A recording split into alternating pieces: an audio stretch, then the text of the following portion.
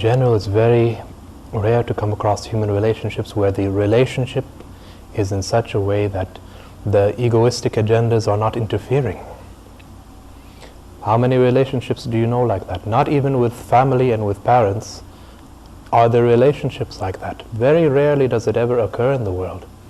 Even with family and the parents, what do they want to do? They want to create the child in their own image, impose their own views, their own belief systems. And at that age, it's the perfect time to do it, because they know that at that age, the child is still flexible like a piece of clay. So you can mold and put him into any shape that you want. He's not yet functioning yet out of his own intelligence. He's not even heard his own intelligence yet. But the parents, they're doing this unknowingly, perhaps with good intentions sometimes. Even with friends. Do you think most friendships don't involve an egoistic agenda? In most cases they do, even if you think the relationship on the outside seems to be so harmonious.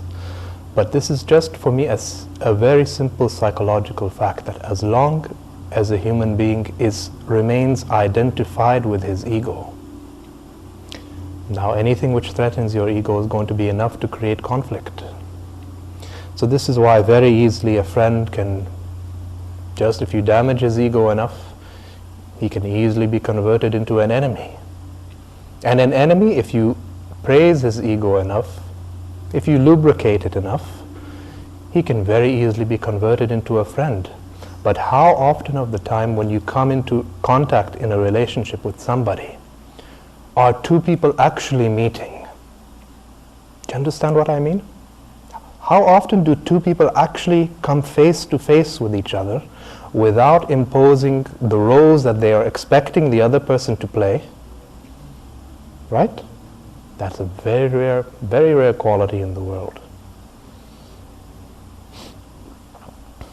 So every relationship, as long as it's arising out of the ego, it's as if it's written, there's a contract that's written. Okay, you give me this, I will give you this. This is like a business transaction, an unspoken business transaction, but nevertheless it's a business transaction. You say in a relationship, somebody who's supposed to be your wife or your girlfriend, I love you. And she doesn't say, I love you back. Now what happens? You start wondering, why the hell didn't she say, I love you back? Did she even hear that I said, I love you? Honey, I said, I love you. Still she remains quiet. Now you're even more disturbed. And this is how the majority of relationships are. At least if you are involved in a relationship, but you're conscious of those very tendencies within you. Now there'll come a certain amount of flexibility in the relationship. Now there's greater capacity for understanding. The more conscious you are of yourself in any relationship, is the greater your capacity for understanding. And out of that understanding, compassion becomes possible too. Compassion in the sense that because you have insight into your own delusions, naturally you have a more penetrating insight into the nature of what delusion is. Now when you see it in a friend, or in a stranger, or in an enemy, compassion will arise. The person is simply clouded with delusion. Just as you're clouded with delusion, the other person's also clouded with delusion. You're both in the same boat, although you think you're enemies. So, from this understanding into your own delusions, it's possible for compassion to arise. Like this, you'll be much more flexible when you happen to have conflicts with other human beings. So it's unrealistic for me to ask you to have no egoistic agendas at all in a relationship. That's not what I'm saying. I'm just saying if you do have egoistic agendas, just become conscious of them. Become aware of them. This very awareness brings insight. And this is what is lacking in almost every area of human problems. Simply that human beings are lacking insight.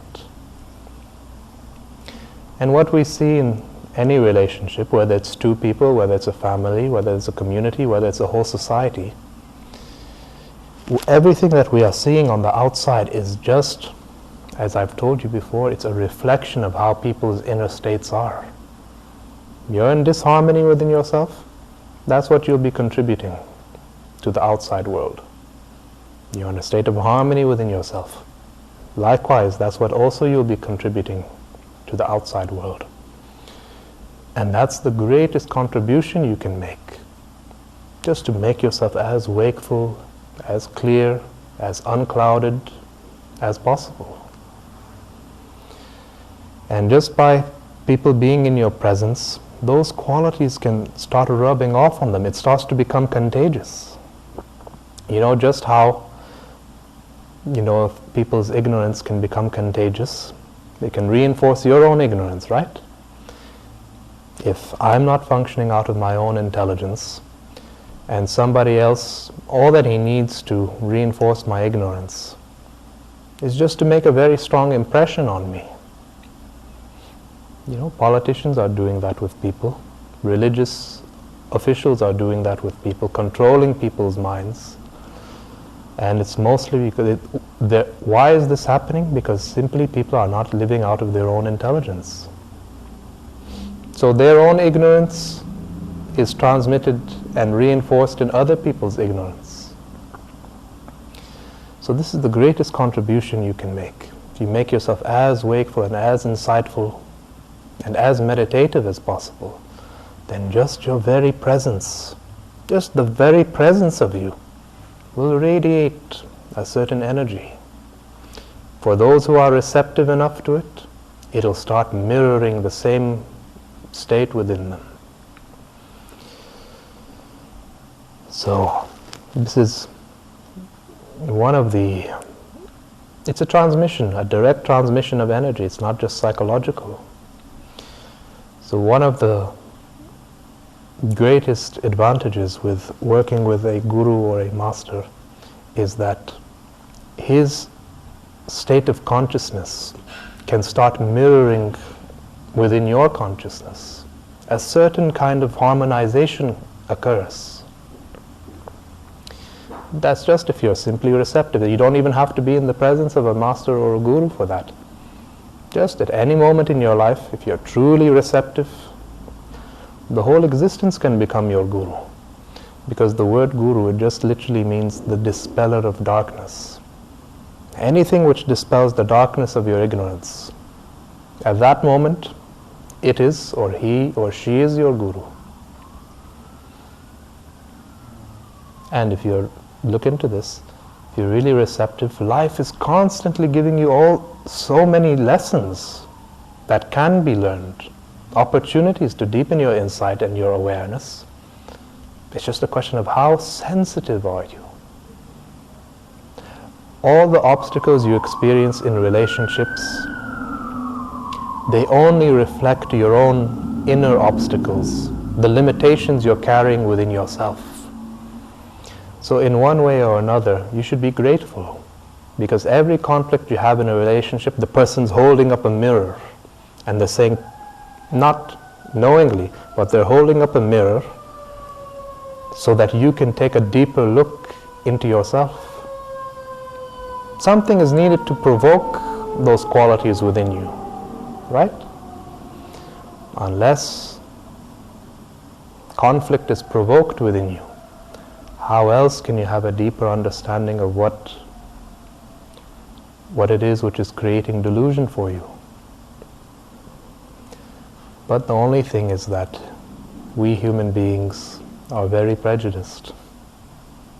We're very prejudiced.